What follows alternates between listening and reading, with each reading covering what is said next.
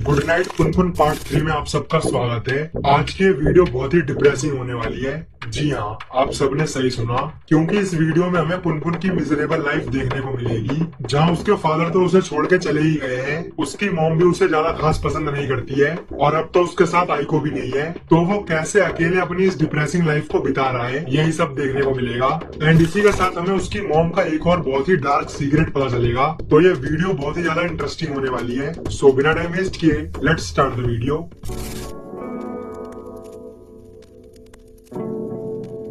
Part 2 में हमने देखा था कि यागुची ने पुनपुन से शर्त लगाई थी कि अगर वो कोमात्सु से बैडमिंटन मैच में हार गया तो आइको हमेशा हमेशा के लिए पुनपुन की हो जाएगी, और हुआ भी कुछ ऐसा ही था। यागुची ये मैच हार गया था, बट स्टिल पुनपुन को आइको का बिहेवियर सही नहीं लगा था, क्योंकि वो यागुची के साथ रिलेशन में होने के बावजूद उसकी वर्स्ट कंडीशन में उससे मिलने भी नहीं गई थी। तो वो उसे बिना कुछ बोले चुपचाप वहां से चला गया था। तो अब वो ऐसे ही अकेले रहता है, उसकी आइको से दोबारा कभी बात नहीं हुई। वो अभी अपनी मॉम के साथ रहता है एंड अब यूइची और मिदोरी भी उनके साथ ही रहने लगे हैं। घर में इतने लोग होने के बावजूद वो हमेशा उदास रहता है, क्योंकि हम सब जानते ही है कि उसका अपनी फैमिली के साथ रिलेशन कैसा है। उसकी मॉम उससे जरा सा भी प्यार नहीं करती है, उसके साथ जरा सा भी टाइम स्पेंड नहीं करती है, और अब उसके सारे दोस्त भी अलग अलग हो गए हैं, तो वो काफी अकेला पड़ गया है। वो हमेशा डिप्रेस ही रहता है। तो इसीलिए उसके अंकल यूइची उसे अपने और मिदोरी के साथ घुमाने ले जाते हैं, पर इन सबसे उसे कोई फर्क नहीं पड़ता है। अंदर से वो काफी सैड है। और ऐसे ही अब 2 साल बीत जाते हैं, लेकिन अभी भी पुनपुन में कोई भी बदलाव नहीं आता है। वो अभी भी अकेले उदास रहता है।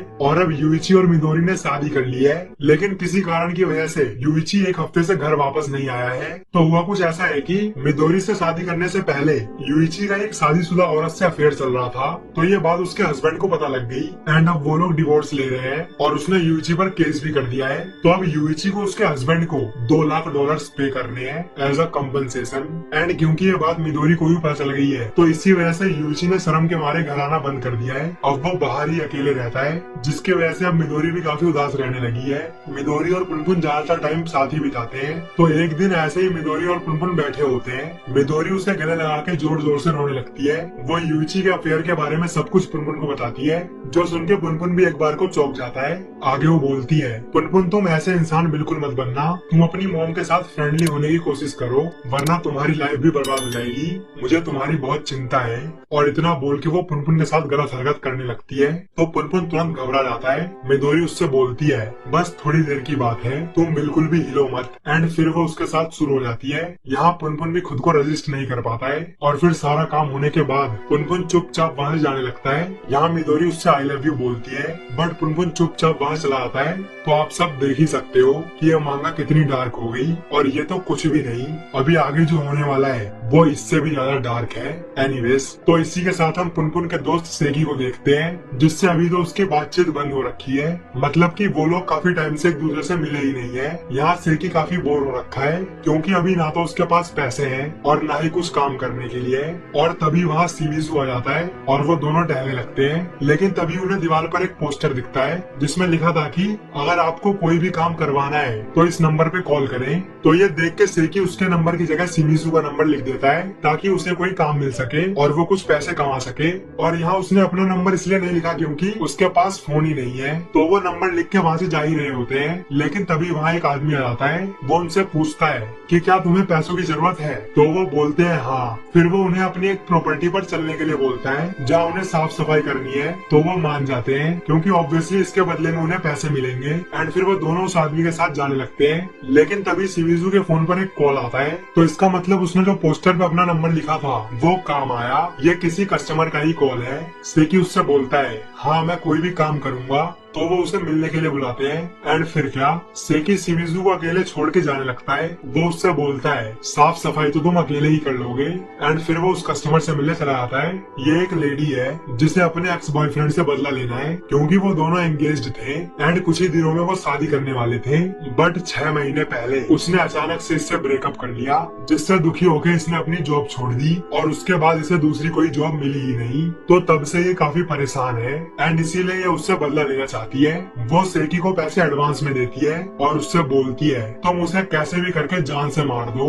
एंड वो सेकी को उसकी फोटो देने के साथ साथ उसका डेली रूटीन भी बता देती है ताकि वो इजीली उसका पीछा कर सके और मौका मिलते ही उसे खत्म कर सके। तो सेकी उस आदमी को ढूंढ लेता है एंड उसका पीछा करना शुरू कर देता है। वो उसका पीछा करते करते रेलवे स्टेशन तक पहुंच जाता है। तो उसका प्लान ये है कि अब जैसे ही अगली ट्रेन आएगी तो वो इसे धक्का दे देगा जिससे उस आदमी की मौत हो जाएगी एंड उसका काम पूरा हो जाएगा। तो अब अगली ट्रेन आने ही वाली है एंड सेकी उसे धक्का देने के लिए बिल्कुल रेडी है। लेकिन जैसे ही वहाँ ट्रेन आती है सेकी उसे धक्का नहीं दे पाता है। वो काफी घबरा जाता है क्योंकि ऑब्वियसली ये सब बस बोलना ही आसान है, ऐसा करना बहुत मुश्किल है। एंड वहीं दूसरी तरफ हम देखते हैं कि शिमिज़ु भी वहाँ का काम छोड़ के भाग गया है क्योंकि वो एक इंट्रोवर्ट है। वो सेकी के साथ रह के जो चाहे वो कर सकता है लेकिन अकेले वो कुछ भी नहीं कर सकता है। और इधर हम देखते हैं कि सेकी वापस से उसी लेडी के पास गया है। वो उसके पैसे वापस करके उससे सॉरी बोलता है कि मैं वो काम पूरा नहीं कर पाया। जो सुन के वो लेडी उसे थैंक यू बोलती है क्योंकि अब उसे अपनी गलती का एहसास हो गया है। उसने जरा सी बात पे किसी की जान लेने का ऑर्डर दे दिया था। वो बिल्कुल रोने लगती है। वो सेकी को वो पैसे रखने के लिए बोलती है बट वो उन पैसों को नहीं लेता है। तो वो लेडी उसे कुछ पैसे देके वहाँ चली जाती है एंड फिर सेकी भी शिमिज़ु के पास चला जाता है। एंड वहीं दूसरी तरफ हम देखते हैं कि पुनपुन अपने हाई स्कूल के क्लासमेट्स के साथ एक पार्टी में गया हुआ है लेकिन वो फिर भी अकेले ही बैठा हुआ है क्योंकि वो बस फॉर्मेलिटी कर रहा है। अंदर से तो वो उदासी है। तभी उसके क्लास की एक लड़की उसके पास आती है जिसका नाम है कानी। वो उससे बोलती है अगर तुम्हें अच्छा नहीं लग रहा तो हम दोनों यहाँ से चल सकते हैं।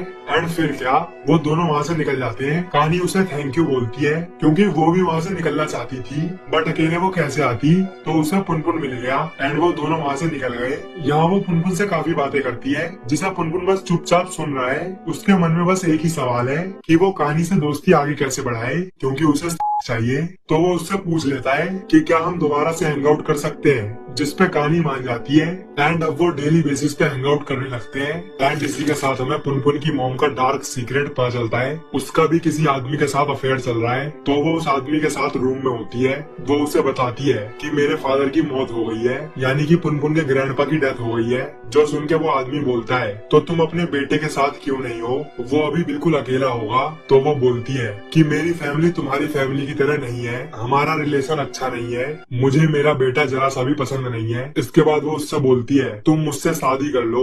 तो वो मना कर देता है क्योंकि ऑब्वियसली उसकी एक अच्छी खासी फैमिली है। फिर वो बोलता है मैं अब घर जा रहा हूँ। लेकिन तभी पुनपुन की मॉम एक चक्कू लेके आ जाती है जिसे देख के उसकी बिल्कुल फट जाती है। वो उससे सॉरी बोलने लगता है कि मुझे माफ कर दो, मैं ऐसा नहीं करूंगा। तो वो बोलती है चुप हो जाओ, ये चक्कू मैं तुम्हें मारने के लिए नहीं लाई हूँ, इससे मैं खुद की जान लेने वाली हूँ। और जब मैं रीइंकारनेट होऊंगी तो मैं होप करती हूँ कि मैं तुम्हारी फैमिली में पैदा हूँ ताकि मैं तेरी भी फैमिली को बर्बाद कर सकूं। तो वो ऐसे ही उस आदमी की फैमिली के बारे में बुरा भला बोलने लगती है।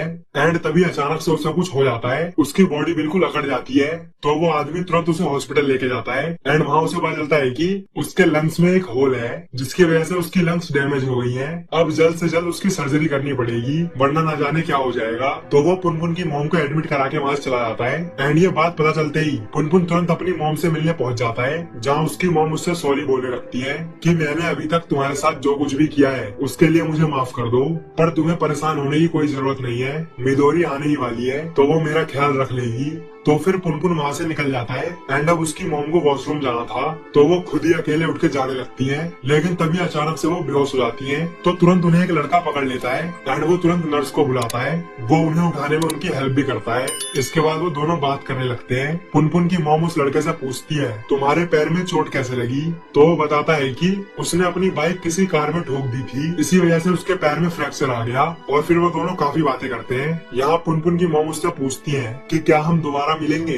तो वो बोलता है हाँ, अभी मुझे कल भी आना है। तो आप लोग देख ही सकते हो कि अब पुनपुन की मॉम इस लड़के में इंटरेस्टेड हो चुकी है। वो उससे उसका नाम पूछती है तो वो बताता है सुनतारो हारुमी। एंड ये कोई और नहीं पुनपुन का ही दोस्त है जो उस दिन उनके साथ उस बिल्डिंग में भी गया था एंड फिर वो किसी दूसरी सिटी में शिफ्ट हो गया था। तो अब हमें पुनपुन की मॉम और उसके दोस्त में भी रिलेशन डेवलप होता हुआ दिखेगा। यहाँ वो उससे अगले दिन भी मिलती है जहाँ हमें पता चलता है कि उस दिन जब उसका एक्सीडेंट हुआ था तब उसके साथ बाइक पे उसकी गर्लफ्रेंड भी थी। यहाँ यहाँ हारूमी का तो सिर्फ पैर ही टूटा, लेकिन उसकी गर्लफ्रेंड को काफी बुरी चोट लगी है, उसके पूरे चेहरे पर स्टिचेस आए हैं। तो वो यही सब पुनपुन की मॉम को बताता है एंड इसके बाद वो भी अपनी फैमिली रिलेशन के बारे में हारूमी को बताती है कि वो अपने पति और बेटे से कितनी नफरत करती है। एंड इसके बाद वो दोनों वहां चले जाते हैं। पुनपुन की मॉम अपने रूम में चली जाती है, जहाँ उसे पता चलता है कि हारूमी की गर्लफ्रेंड भी उसी रूम में है, तो वो उससे बात करने लगती है। इसके बाद सीन शिफ्ट होता है पुनपुन पर। यहाँ वो कहानी के साथ घूमने आया हुआ है, तो वो दोनों अलग अलग जगह जाते हैं एंड वहाँ काफी एंजॉय करते हैं। इसके बाद कहानी पुनपुन को अपनी सिस्टर से मिलाने ले जाती है,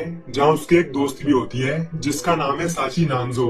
और क्या इसकी शक्ल देख के आपको आइडिया लग रहा है कि ये कौन है? नहीं ना? तो मैं बता दूं कि जब पुनपुन अपने दोस्तों के साथ उस सुनसान मंडी में गया था, तो जो उन्हें वहाँ एक मोटी सी लड़की मिली थी, ये वही है। जी हाँ, इन 2 सालों में उसका ग्लो अप हो चुका है। एनीवेज, तो इनसे मिलने के बाद पुनपुन और कहानी वहां से जाने लगते हैं और तभी बारिश भी होने लगती है। तो वो दोनों एक जगह बैठ के बारिश बंद होने का इंतजार करने लगते हैं ताकि वो घर जा सके। लेकिन अब पुनपुन के अंदर टेंशन बढ़ने लगती है।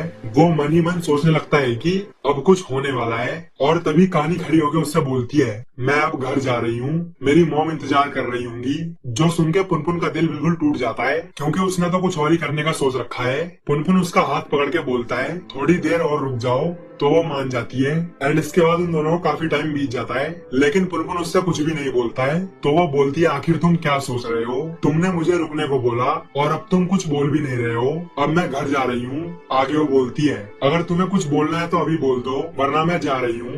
बट पुनपुन फिर भी कुछ नहीं बोलता है। वो उसके साथ जबरदस्ती करने की कोशिश करने लगता है, बट कहानी उसे भर के चाटा मारती है एंड फिर वो वहां से चली जाती है। इसके बाद सीन शिफ्ट होता है पुनपुन की मॉम पर, और अब उनकी सर्जरी कंप्लीट हो चुकी है। तो वो तुरंत हारूमी से मिलने जाती है, लेकिन तभी वो देखती है कि हारूमी अपनी गर्लफ्रेंड के साथ जा रहा है, यानी कि वो इनके चंगुल में नहीं फंसा। तो वो ये देख के काफी उदास हो जाती है एंड फिर वो अपने घर चली जाती है, जहाँ पुनपुन अकेला बैठा हुआ है। वो उससे थोड़ा फ्रेंडली होने की कोशिश करती है। वो बोलती है कि मैं बहुत दिन बाद ग्रोसरी शॉप पर गई, तो तुम मुझे बताओ कि तुम क्या खाओगे, मैं वो बना दूंगी और फिर हम लोग साथ में बैठकर डिनर करेंगे। एंड ये सब सुन के पुनपुन कुछ भी नहीं बोलता है। तो उसकी मॉम चिल्ला के बोलती है कि कुछ तो बोल, तुझे क्या खाना है? और ये सुनते ही पुनपुन चुपचाप वहां चला आता है। अब उसकी मॉम को कौन बताए कि अच्छे रिलेशन ऐसे एक दिन में नहीं बनते हैं। खैर, इसी के साथ इस वीडियो को यहीं पे रैप अप करते हैं। इसमें हमने कुछ ज्यादा ही डार्क चीजें देख ली। सबसे पहले मिदोरी और पुनपुन के बीच में जो कुछ भी हुआ, उसके बाद उसकी मॉम का अफेयर, और लास्ट में जो उसने कहानी के साथ जबरदस्ती करने की कोशिश की, ये सब काफी डार्क था। एंड ट्रस्ट मी, मैंने उतनी डिटेल में एक्सप्लेन भी नहीं किया है जितनी डिटेल में ये सब मांगा में दिखाया है, क्योंकि अगर मैं इससे ज्यादा डिटेल में एक्सप्लेन करने लगा तो YouTube ये वीडियो अपलोड भी नहीं करने देगा। एनीवेज, आई होप कि आपको ये वीडियो पसंद आई होगी। ऐसी और भी वीडियोस देखने के लिए वीडियो को लाइक और चैनल को सब्सक्राइब जरूर करें। So thanks for watching this video. मिलते हैं नेक्स्ट वीडियो में।